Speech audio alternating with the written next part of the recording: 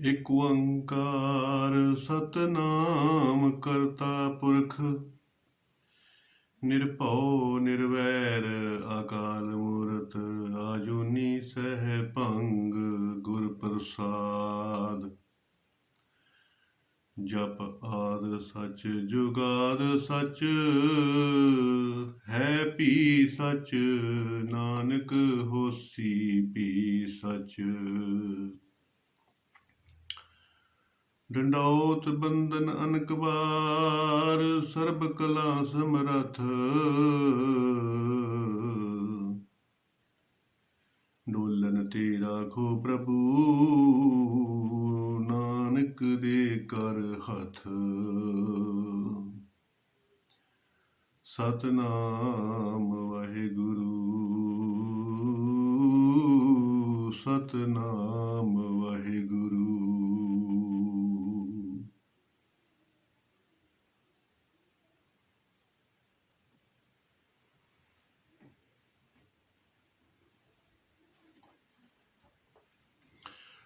ਸਾਧ ਸੰਗਤ, ਅਕਾਲ ਪੁਰਖ ਵਾਹਿਗੁਰੂ ਪ੍ਰਮਾਤਮਾ ਜੀ ਨੇ ਮਨੁੱਖੀ ਸਰੀਰ ਇਸ ਸੰਸਾਰ ਦੇ ਵਿੱਚ ਭਾਈ ਦਿੱਤਾ। ਪਰਮਾਤਮਾ ਦੀ ਪ੍ਰਾਪਤੀ ਕਰਨੀ ਆ, ਸੰਸਾਰ ਦੀ ਨਿਵਰਤੀ ਕਰਨੀ ਆ। ਇਹੋ ਹੀ ਮਨੋਰਥ ਨੂੰ ਪੂਰਾ ਕਰਨਾ। ਤੋ ਸਾਰੇ ਵੇਦ ਗ੍ਰੰਥ ਬਾਣੀ, ਵੇਦ ਪੁਕਾਰਨ ਪੋਥੀਆਂ, ਨਾਮ ਬਿਨਾ ਕੂੜ ਗਲੀ ਹੋਸ਼ੀਆਂ, ਸਾਰੇ ਗ੍ਰੰਥਾਂ ਦੇ ਵਿੱਚ ਇਹੋ ਹੀ ਆ ਕਿ ਪਰਮਾਤਮਾ ਦਾ ਨਾਮ ਜਪਣ ਵਾਸਤੇ ਆਇਆ, ਪਰਮਾਤਮਾ ਦੀ ਪ੍ਰਾਪਤੀ ਕਰਨ ਵਾਸਤੇ ਆਇਆ, ਆਨੰਦ ਪ੍ਰਾਪਤ ਕਰਨ ਵਾਸਤੇ ਆਇਆ। ਤੋ ਮਹਾਰਾਜ ਉਪਦੇਸ਼ ਕਰਦੇ ਨੇ, ਆਨੰਦ ਭਇਆ ਮੇਰੀ ਮਾਏ ਸਤਿਗੁਰੂ ਮੈਂ ਪਾਇਆ।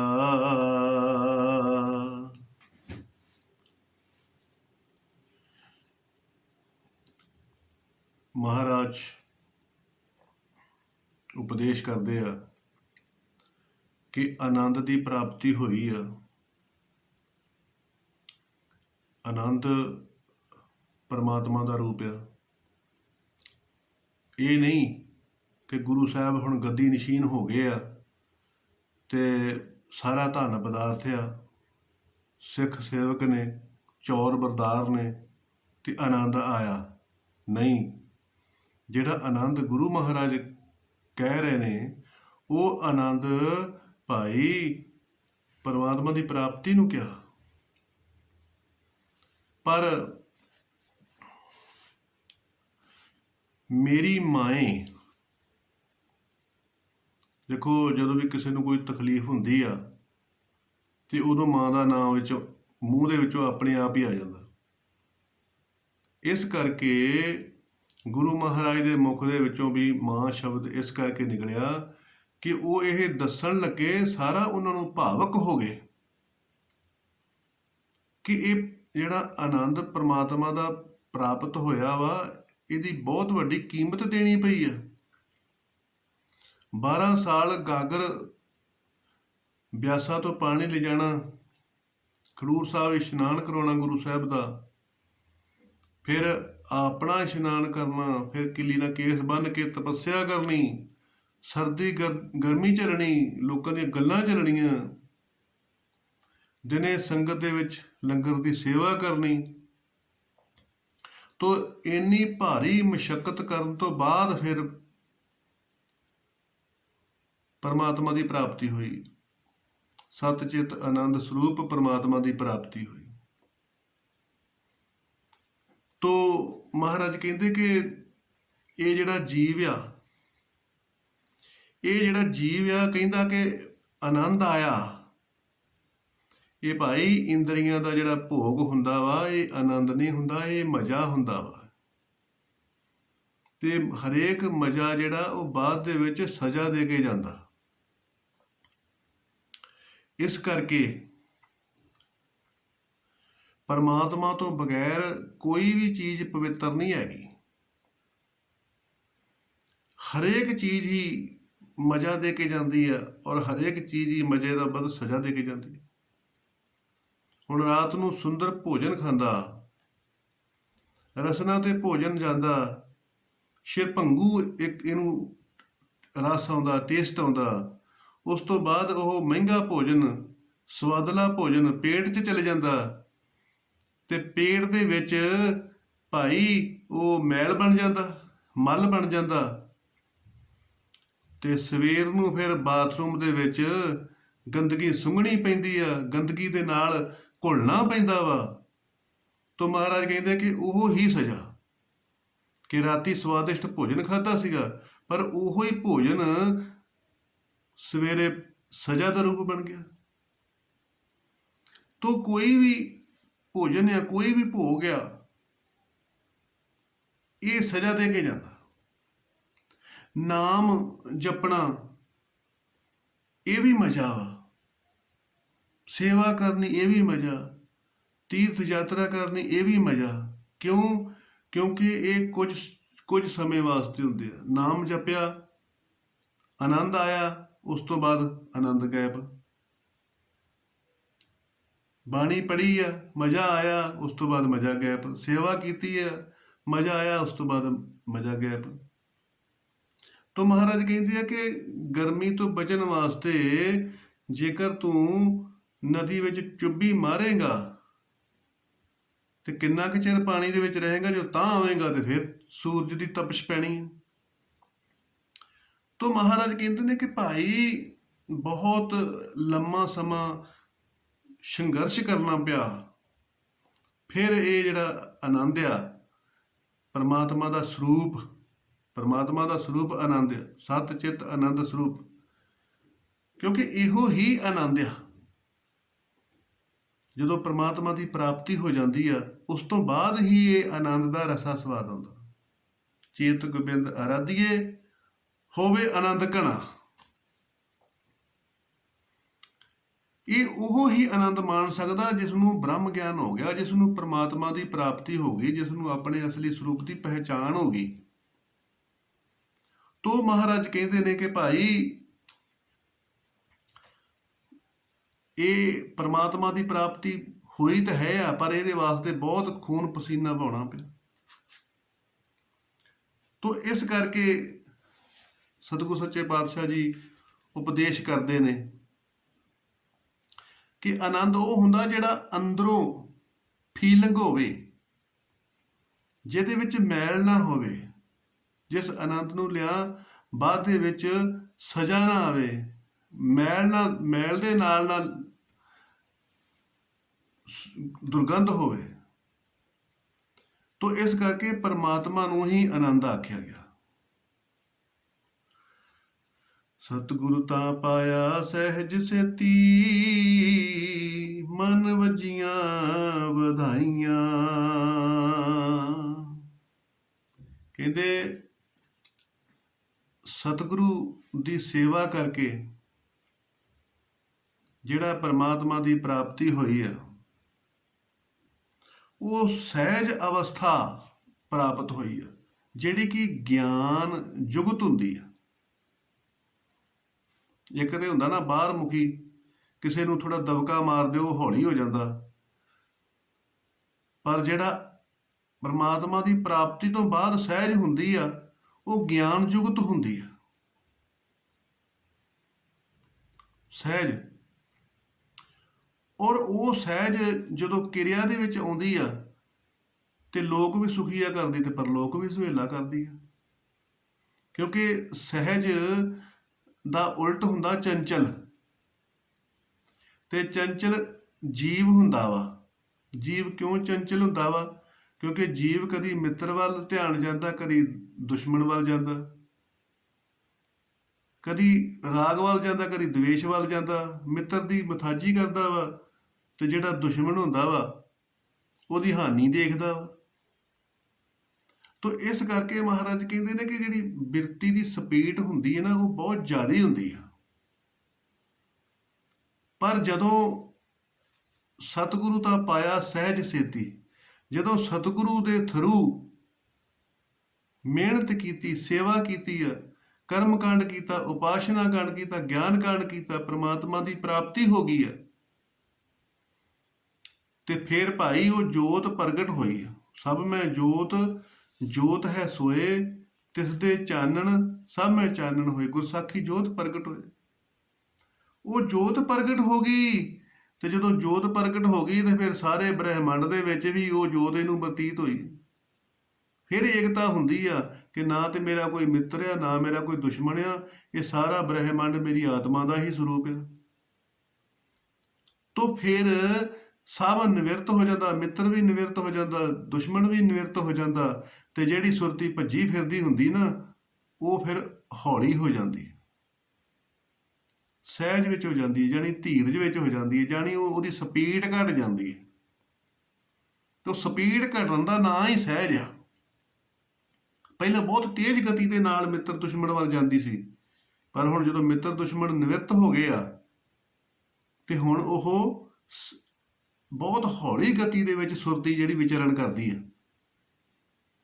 ਤੋ ਮਹਾਰਾਜ ਕਹਿੰਦੇ ਨੇ ਕਿ ਗਿਆਨ ਦਾ ਅੰਕੁਸ਼ ਹੁੰਦਾ ਤਾਂ ਇਹ ਹੌਲੀ ਚੱਲਦੀ ਆ। ਤੋ ਇਸੇ ਕਰਕੇ ਹੀ ਮਹਾਰਾਜ ਕਹਿੰਦੇ ਨੇ ਕਿ ਭਾਈ ਜੈਸਾ ਖਾਵੋ ਅੰਨ ਤੈਸਾ ਹੋਵੇ ਮਨ। ਜਿੱਦਾਂ ਦਾ ਅੰਨ ਖਾਓਗੇ ਉਦਾਂ ਦਾ ਹੀ ਮਨ ਹੋ ਜਾਏਗਾ। ਤੋ ਅੱਜ ਕੱਲ੍ਹ ਦੀਆਂ ਜਿਹੜੀਆਂ ਇਸਤਰੀਆਂ, ਉਹਨਾਂ ਨੂੰ ਉਹੋ ਜਿਹਾ ਭੋਜਨ ਨਹੀਂ ਬਣਾਉਣਾ ਆਉਂਦਾ। ਕਿਉਂਕਿ ਜ਼ਿਆਦਾ ਸਮਾਂ ਉਹ ਫਾਲਤੂ ਗਲੀ ਮੁਹੱਲਿਆਂ ਦੇ ਵਿੱਚ ਦੀਦੀਆਂ ਦੇ ਨਾਲ ਗੱਲਾਂ ਕਰਦੀਆਂ ਕਰਦੀਆਂ ਹੀ ਸਮਾਂ ਖਰਾਬ ਕਰਦੀਆਂ। ਭੋਜਨ ਵਾਸਤੇ ਟਾਈਮ ਹੀ ਨਹੀਂ ਹੈਗਾ। ਜੇਕਰ 2 ਮਿੰਟ 5 ਮਿੰਟ ਵਾਸਤੇ ਰਸੋਈ ਦੇ ਵਿੱਚ ਰਸੋਈ ਤਿਆਰ ਕਰਨੀ ਹੈ ਤੇ ਆਫਤ ਆ ਜਾਂਦੀ। ਤੇ ਫਿਰ ਭਾਂਡੇ ਚੱਕ ਚੱਕ ਕੇ ਮਾਰਨਗੀਆਂ। ਜਿੱਥੇ ਲੂਣ ਮਾਤਰਾ, ਮਿਰਚਾਂ ਦੀ ਮਾਤਰਾ, ਉਹ ਸਾਰੀ ਉਲਟੀ ਪੁਲਟੀ ਹੋ ਜਾਵੇਗੀ। ਕਿਉਂਕਿ ਚੰਚਲਤਾ ਵਾ, ਬੇਚੈਨੀ ਹੈ। ਤੋ ਇਸ ਕਰਕੇ ਮਹਾਰਾਜ ਕਹਿੰਦੇ ਕਿ ਇਹ ਸਭ ਕੁਝ ਜੇਕਰ ਪਤੀ ਦੇਖਦਾ ਵਾ, ਪਤੀ ਦੇ ਸਾਹਮਣੇ, ਅੱਖਾਂ ਦੇ ਸਾਹਮਣੇ ਜੇਕਰ ਏਦਾਂ ਹੋ ਰਿਹਾ ਵਾ, ਤਾਂ ਫਿਰ ਪਤੀ ਬੇਚੈਨ ਹੋ ਜਾਂਦਾ ਤੇ ਭੋਜਨ ਦੇ ਵਿੱਚ ਉਹ ਰਸ ਸਵਾਦ ਨਹੀਂ ਰਹਿੰਦਾ। ਕਿਉਂਕਿ ਜਿਸ ਗਤੀ ਦੇ ਵਿੱਚ ਭੋਜਨ ਬਣਾਇਆ ਜਾਂਦਾ, ਉਹ ਹੀ ਗਤੀ, ਉਹ ਹੀ ਭਾਵ ਜਿਹੜਾ ਹੈਗਾ ਉਹ ਖਾਣ ਵਾਲੇ ਦੇ ਅੰਦਰ ਆਉਂਦਾ। ਤੇ ਜੇਕਰ ਉਹ ਬਹੁਤ ਤੇਜ਼ ਗਤੀ ਦੇ ਵਿੱਚ, ਹੁੱਲੜਬਾਜ਼ੀ ਦੇ ਵਿੱਚ ਬਣਾਇਆ ਜਾਂਦਾ, ਛੇਤੀ ਛੇਤੀ ਕਾਹਲੀ ਕਾਹਲੀ ਬਣਾਇਆ ਜਾਂਦਾ, ਤੇ ਇਹ ਦੇਖ ਕੇ ਫਿਰ ਪਤੀ ਬੇਚੈਨ ਹੁੰਦਾ। ਤੇ ਜਦੋਂ ਭੋਜਨ ਅੱਗੇ ਪਰੋਸਿਆ ਜਾਂਦਾ ਤੇ ਕੁਝ ਨਾ ਕੁਝ ਜ਼ਰੂਰ ਵਿੱਚੋਂ ਘਾਟ ਹੁੰਦੀ। ਲੂਣ ਜ਼ਿਆਦਾ ਪੈ ਗਿਆ, ਮਿਰਚਾਂ ਜ਼ਿਆਦੀਆਂ ਪੈ ਗਈਆਂ, ਤੇ ਉੱਥੇ ਫਿਰ ਬੇਰਸੀ ਸ਼ੁਰੂ ਹੋ ਜਾਂਦੀ। ਤਾਂ ਮਹਾਰਾਜ ਕਹਿੰਦੇ ਆ ਕਿ ਜੇਕਰ ਨਾਰੀ ਰਸੋਈ ਦੇ ਵਿੱਚ ਸੁਚਮ ਕਰਕੇ ਵਾਹਿਗੁਰੂ ਦਾ ਨਾਮ ਧਿਆ ਕੇ ਧੀਰਜ ਦੇ ਨਾਲ, ਸ਼ਾਂਤੀ ਦੇ ਨਾਲ ਭੋਜਨ ਤਿਆਰ ਕਰੇ, ਪ੍ਰਸ਼ਾਦ ਤਿਆਰ ਕਰੇ, ਰਸੋਈ ਤਿਆਰ ਕਰੇ, ਤੇ ਉਹ ਦੇਖਣ ਵਾਲਾ ਜਿਹੜਾ ਉਹਦਾ ਮਨ ਵੀ ਸ਼ਾਂਤ ਹੋ ਜਾਏਗਾ। ਤੇ ਖਾਣ ਦੇ ਨਾਲ ਉਹਨੂੰ ਭਾਈ ਰਸ ਆਏਗਾ ਔਰ ਉਹਦਾ ਮਨ ਸ਼ਾਂਤ ਹੋਏਗਾ। ਤੋ ਇਸੇ ਕਰਕੇ ਮਹਾਰਾਜ ਕਹਿੰਦੇ ਨੇ ਕਿ ਸਤਿਗੁਰੂ ਤਾਂ ਪਾਇਆ ਸਹਿਜ ਸੇਤੀ। ਜਦੋਂ ਸਹਿਜ ਜਿਹੜੀ ਹੈਗੀ ਆ ਉਹ ਗਿਆਨ ਯੁਕਤ ਹੋ ਜਾਂਦੀ ਆ, ਤੇ ਕਿਰਿਆ ਜਿਹੜੀ ਹੈਗੀ ਉਹ ਵੀ ਸ਼ੁੱਧ ਹੋ ਜਾਂਦੀ ਹੈ। ਕਿਸੇ ਵੀ ਬੱਚੇ ਨੂੰ ਕੰਮ ਤੇ ਭੇਜਣਾ, ਕੰਮ ਤੇ ਤੋਰਨਾ ਬਾਜ਼ਾਰ ਦੇ ਵਿੱਚ, ਤੇ ਮਾਂ ਪਿਓ ਕਹਿੰਦਾ ਸਹਿਜ ਨਾ ਜਾਈ, ਧਿਆਨ ਨਾ ਜਾਈ। ਤੋ ਇਸ ਕਰਕੇ ਜਦੋਂ ਪਰਮਾਤਮਾ ਦੀ ਪ੍ਰਾਪਤੀ ਹੁੰਦੀ ਆ, ਕਿਉਂਕਿ ਪਰਮਾਤਮਾ ਆਪ ਤੇ ਨਿਰਗੁਣ ਆ, ਉਹਦੇ ਵਿੱਚ ਕੋਈ ਗੁਣ ਨਹੀਂ ਹੈਗਾ। ਪਰਮਾਤਮਾ ਦੇ ਵਿੱਚ ਕੋਈ ਗੁਣ ਨਹੀਂ ਹੈਗਾ। ਪਰ ਜਦੋਂ ਪਰਮਾਤਮਾ ਦੀ ਪ੍ਰਾਪਤੀ ਹੋ ਜਾਂਦੀ ਆ ਤੇ ਫਿਰ ਗਿਆਨ ਕਰਕੇ ਉਹਦੇ ਕੋਲੋਂ ਜਿਹੜੇ ਸੁੱਖ ਮਿਲਦੇ ਆ ਉਹ ਹੀ ਸਹਿਜ ਹੁੰਦੀ ਆ, ਉਹ ਹੀ ਨਿਰਭਉ ਹੁੰਦਾ, ਉਹ ਹੀ ਨਿਰਵੈਰ ਹੁੰਦਾ। ਤੋ ਮਹਾਰਾਜ ਕਹਿੰਦੇ ਨੇ ਕਿ ਭਾਈ ਸਤਿਗੁਰੂ ਦਾ ਉਪਦੇਸ਼ ਕਮਾਉਣ ਕਰਕੇ ਇਹ ਜਿਹੜੀ ਸਹਿਜ ਮਿਲੀ ਆ, ਇਹ ਗਿਆਨ ਯੁਕਤ ਮਿਲੀ ਆ, ਗਿਆਨ ਕਰਕੇ ਸਹਿਜ ਮਿਲੀ ਆ। ਤੇ ਹੁਣ ਸਾਰਾ ਸੰਸਾਰ ਜਿਹੜਾ ਉਹ ਮੇਰਾ ਸਰੂਪ ਹੋ ਗਿਆ, ਮੇਰੀ ਆਤਮਾ ਦਾ ਸਰੂਪ ਹੋ ਗਿਆ। ਦੁਸ਼ਮਣ ਮਿੱਤਰ ਮੇਰਾ ਕੋਈ ਨਹੀਂ ਰਿਹਾ। ਹੁਣ ਮੈਂ ਕਿਹਦੇ ਵੱਲ ਜਾ ਕੇ ਨਿੰਦਿਆ ਚੁਗਲੀ ਦਾ ਸਵਾਦ ਲਵਾਂ? ਤੋ ਇਸ ਕਰਕੇ ਆਪੇ ਹੀ ਸੁਰਤ ਜਿਹੜੀ ਹੈਗੀ ਨਾ ਉਹ ਹੌਲੀ ਹੋ ਜਾਂਦੀ, ਉਹਦੀ ਗਤੀ ਰਫਤਾਰ ਜਿਹੜੀ ਹੌਲੀ ਹੋ ਜਾਂਦੀ ਹੈ। ਇਸੇ ਨੂੰ ਹੀ ਸਹਿਜ ਅਵਸਥਾ ਕਹਿੰਦੇ। ਰਾਗ ਰਤਨ ਪਰਵਾਰ ਪਰੀਆਂ, ਸ਼ਬਦ ਗਾਵਣ ਆਈਆਂ।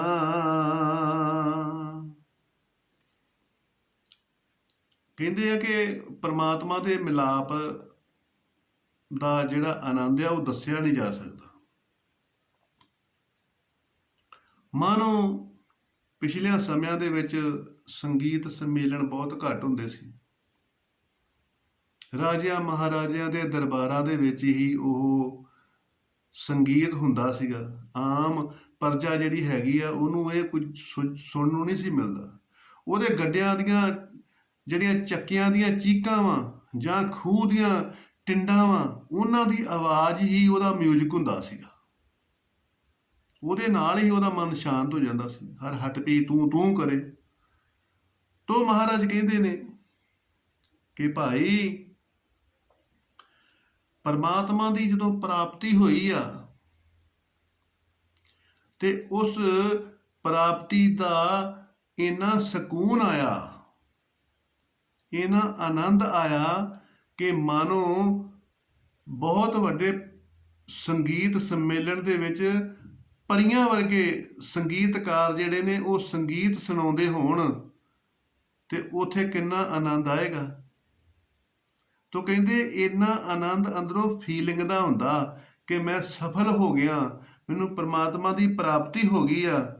ਤੋ ਇਸ ਕਰਕੇ ਮਹਾਰਾਜ ਕਹਿੰਦੇ ਨੇ ਕਿ ਮਾਨੋ ਇੰਨਾ ਆਨੰਦ ਆਇਆ ਕਿ ਪਰੀਆਂ ਦੇ ਗਰੁੱਪ, ਪਰੀਆਂ ਦੇ ਜਥੇ ਰਾਗ ਦੇ ਵਿੱਚ ਸ਼ਬਦ ਕੀਰਤਨ ਸੁਣਾਉਣ ਵਾਸਤੇ ਆਉਣ ਤੇ ਇੰਨਾ ਜਿਹੜਾ ਰਸ ਆਉਂਦਾ, ਇੰਨਾ ਰਸ ਮੈਨੂੰ ਫੀਲਿੰਗ ਦਾ ਹੀ ਆ ਰਿਹਾ, ਅੰਦਰੋਂ ਸੰਤੁਸ਼ਟੀ ਦਾ ਹੀ ਆ ਰਿਹਾ। ਤੋ ਇਹ ਹੀ ਮਹਾਰਾਜ ਕਹਿੰਦੇ ਆ ਕਿ ਲੈਣ ਆਏ, ਕਿਉਂਕਿ ਜੀਵ ਜਿਹੜਾ ਇਹਨੂੰ ਜਿਹੜੇ ਆਪਣੇ ਹਤੈਸ਼ੀ ਆ ਉਹਨਾਂ ਦੀਆਂ ਆਵਾਜ਼ਾਂ ਚੰਗੀਆਂ ਲੱਗਦੀਆਂ ਤੇ ਜਿਹੜੇ ਪਰਾਏ ਆ ਉਹਨਾਂ ਦੀਆਂ ਬੁਰੀਆਂ ਲੱਗਦੀਆਂ। ਜਿਹਦੇ ਨਾਲ ਸੰਗੀਤ ਨਾਲ ਮੋਹ ਆ ਉਹਦੀ ਆਵਾਜ਼ ਚੰਗੀ ਲੱਗੇਗੀ ਤੇ ਜਿਹਦੇ ਨਾਲ ਦਵੇਸ਼ ਆ ਉਹਦੀ ਆਵਾਜ਼ ਬੁਰੀ ਲੱਗੇਗੀ। ਤੋ ਇਹੋ ਹੀ ਜਿਹੜੀ ਹੱਦ ਕੀਤੀ ਹੋਈ ਆ, ਇਹਨੇ ਸੀਮਾ ਰੱਖੀ ਹੋਈ ਆ, ਇਸੇ ਹੱਦ ਨੂੰ ਹੀ ਮਹਾਰਾਜ ਕਹਿੰਦੇ ਆ ਪਰਮਾਤਮਾ ਦੀ ਪ੍ਰਾਪਤੀ ਵੇਲੇ ਇਹ ਹੱਦ ਜਿਹੜੀ ਖਤਮ ਹੋ ਜਾਂਦੀ ਆ ਤੇ ਅਨਹਦ ਸ਼ੁਰੂ ਹੋ ਜਾਂਦਾ। ਭਾਵ ਕਿ ਦੁਸ਼ਮਣ ਮਿੱਤਰ ਨਹੀਂ ਰਹਿੰਦਾ। ਸਾਰੇ ਸੰਗੀਤਕਾਰ, ਸਾਰੇ ਦੁਨੀਆ ਜਿੰਨੀ ਵੀ ਵਰਲਡ ਦੇ ਵਿੱਚ ਆ ਉਹ ਸਾਰੀ ਹੀ ਆਪਣੀ ਆਤਮਾ ਦਾ ਰੂਪ ਹੋ ਜਾਂਦੀ ਹੈ। ਪਸ਼ੂ ਪੰਛੀਆਂ ਦੀਆਂ ਆਵਾਜ਼ਾਂ ਵੀ ਉਹਨੂੰ ਸੋਹਣੀਆਂ ਲੱਗਣ ਲੱਗ ਪੈਂਦੀਆਂ। ਹਰੇਕ ਇਨਸਾਨ ਦੀ ਆਵਾਜ਼ ਉਹਨੂੰ ਸੁੰਦਰ ਲੱਗਦੀ ਹੈ, ਆਨੰਦ ਦਿੰਦੀ ਆ। ਤੋ ਇਸੇ ਕਰਕੇ ਹੀ ਮਹਾਰਾਜ ਕਹਿੰਦੇ ਨੇ ਕਿ ਤੂੰ ਭਾਈ ਪਰਮਾਤਮਾ ਦੀ ਪ੍ਰਾਪਤੀ ਕਰੇਗਾ ਤੇ ਆਪਣੇ ਆਪ ਹੀ ਤੈਨੂੰ ਸਭ ਗੋਬਿੰਦ ਹੈ, ਸਭ ਗੋਬਿੰਦ ਹੈ, ਗੋਬਿੰਦ ਬਿਨ ਨਹੀਂ ਕੋਈ। ਸਭੇ ਘਟ ਰਾਮ ਬੋਲੇ, ਰਾਮ ਬੋਲੇ, ਰਾਮ ਬਿਨਾ ਕੋਈ ਬੋਲੇ ਰੇ। ਆਪਣੇ ਆਪ ਹੀ ਮਹਿਸੂਸ ਹੋਏਗਾ। ਕਥਾ ਸੁਣ ਕੇ ਤੇ ਤੂੰ ਅਨੁਮਾਨ ਲਾ ਸਕਦਾ ਵਾਂ, ਪਰ ਜਦੋਂ ਤੈਨੂੰ ਸਾਖਸ਼ਾਤਕਾਰ ਹੋਏਗਾ ਤੇ ਫਿਰ ਤੈਨੂੰ ਕਹਿੰਦੇ ਭਰੋਸਾ ਆਏਗਾ। ਕਹਤੇ ਕੋ ਸੋਭਾ ਨਹੀਂ ਦੇਖਾ ਹੀ ਪ੍ਰਵਾਨ। ਜਦੋਂ ਦੇਖੇਗਾ ਤੇ ਫਿਰ ਪ੍ਰਵਾਨਗੀ ਅੰਦਰੋਂ ਆਏਗੀ ਕਿ ਹਾਂ ਵਾਕਿਆ ਹੀ ਇਹ ਜੋ ਬਾਣੀ ਦੇ ਵਿੱਚ ਲਿਖਿਆ ਉਹ ਸੱਚ ਹੈ। ਤੋ ਭਾਈ ਲੰਮਾ ਸਮਾਂ ਤਪੱਸਿਆ ਕੀਤੀ, ਪਰਮਾਤਮਾ ਜੀ ਨੇ ਤਪੱਸਿਆ ਕਰਾਈ ਤੇ ਫਿਰ ਜਾ ਕੇ ਪਰਮਾਤਮਾ ਦਾ ਸਾਖਸ਼ਾਤਕਾਰ ਹੋਇਆ ਤੇ ਫਿਰ ਹੀ ਇਹ ਸਾਰੀਆਂ ਅਵਸਥਾ ਪਰਮਾਤਮਾ ਜੀ ਨੇ ਸਾਰੀਆਂ ਅਵਸਥਾ ਦਿਖਾਈਆਂ। ਤੋ ਇਸ ਕਰਕੇ ਇਹ ਬਾਣੀ ਸੁਣੋ, ਇਸ ਬਾਣੀ ਤੇ ਅਮਲ ਕਰੋ ਔਰ ਆਪਣੇ ਅਸਲੀ ਸਰੂਪ ਨੂੰ ਪਛਾਣੋ, ਕਿਉਂਕਿ ਜੀਵ ਅਸਲੀ ਸਰੂਪ ਨੂੰ ਪਛਾਣੇਗਾ ਤਾਂ ਹੀ ਉਹਦੀ ਅਸਲੀ ਜ਼ਿੰਦਗੀ ਆਏਗੀ। ਨਹੀਂ ਤੇ ਪੁਰਾਣੀ ਜਿਹੜੀ ਜ਼ਿੰਦਗੀ ਆ ਉਹ ਮੁਰਿਆਂ ਵਰਗੀ ਜ਼ਿੰਦਗੀ ਹੁੰਦੀ, ਮੁਰਦਿਆਂ ਵਰਗੀ ਜ਼ਿੰਦਗੀ ਹੁੰਦੀ। ਉਹ ਆਤਮਿਕ ਜ਼ਿੰਦਗੀ ਜਿਹੜੀ ਹੈਗੀ ਆ ਉਹ ਹੀ ਜੀਵਨ ਆ, ਉਹ ਪ੍ਰਮਾਤਮਾ ਦੀ ਪ੍ਰਾਪਤੀ ਦੇ ਨਾਲ ਹੀ ਹੁੰਦਾ। ਤੋ ਮਹਾਰਾਜ ਕਹਿੰਦੇ ਆ ਕਿ ਜਦੋਂ ਪ੍ਰਮਾਤਮਾ ਦੀ ਪ੍ਰਾਪਤੀ ਹੋ ਜਾਂਦੀ ਆ ਤੇ ਫਿਰ ਸਭ ਜੋ ਬ੍ਰਹਿਮੰਡੇ ਸੋਈ ਪਿੰਡੇ ਜੋ ਖੋਜੇ ਸੋ ਪਾਵੇ। ਸਾਰਾ ਬ੍ਰਹਿਮੰਡ ਹੀ ਉਹਨੂੰ ਆਪਣੀ ਆਤਮਾ ਦਾ ਸਰੂਪ ਲੱਗਦਾ। ਸਾਰੇ ਬ੍ਰਹਿਮੰਡ ਦੇ ਲੋਕਾਂ ਦੀਆਂ ਆਵਾਜ਼ਾਂ ਸਭ ਉਹਨੂੰ ਆਨੰਦਮਈ ਸੰਗੀਤ ਵਾਂਗੂ ਸੁਣਦੀਆਂ, ਸੰਗੀਤ ਵਾਂਗੂ ਆਨੰਦ ਦਿੰਦੀਆਂ। ਤੋ ਇਹੋ ਹੀ ਜੀਵ ਮਹਾਰਾਜ ਕਹਿੰਦੇ ਕਿ ਕਰਨ ਆਇਆ। ਸ਼ਬਦੋ ਤਾਂ ਗਾਵੋ ਹਰੀ ਕੇਰਾ ਮਨ ਜਿਨੀ ਵਸਾਇਆ। ਭਾਈ ਕਹਿੰਦੇ ਕਿ ਜਿਹਨੇ ਇਹ ਅਵਸਥਾ ਪ੍ਰਾਪਤ ਕਰਨੀ ਆ ਉਸ ਨੂੰ ਇਹ ਗੱਲ ਪੱਕੀ ਬੰਨ ਲੈਣੀ ਪਵੇਗੀ ਕਿ ਇਹ ਸਭ ਕੁਝ ਮਿਹਨਤ ਦੇ ਨਾਲ ਪ੍ਰਾਪਤ ਹੋਣਾ। ਜੇ ਮਿਹਨਤ ਕਰੇਗਾ ਤੇ ਫੇਰ ਪ੍ਰਾਪਤ ਹੋਣਾ।